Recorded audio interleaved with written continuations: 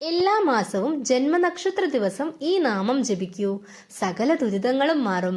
വിഷ്ണു ഭഗവാനെ ഭജിക്കുന്നതിനുള്ള 12 നാമങ്ങൾ ചേർന്ന ഭഗവാന്റെ ദ്വാദശ നാമാവലി ജപിക്കൂ. ഫലങ്ങൾ അനന്തമാണ്.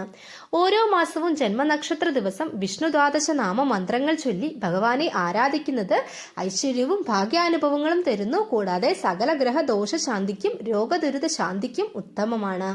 ഓം നമോ ഭഗവതേ വാസുദേവായ എന്ന ദ്വാദശാക്ഷരി മന്ത്രം ജപിച്ച ശേഷമാണ് വിഷ്ണു ദ്വാദശ നാമങ്ങൾ ജപിക്കേണ്ടത്. 108 തവണ ജപിക്കുന്നത് ഉത്തമമാണ്. സാധിക്കാത്തവർ രാവിലെയും വൈകിട്ടും കുറഞ്ഞത് 12 തവണയെങ്കിലും ജപിക്കുക. വിഷ്ണു ദ്വാദശ നാമങ്ങൾ ഇവിടെ എഴുതി കൊടുത്തിട്ടുണ്ട്.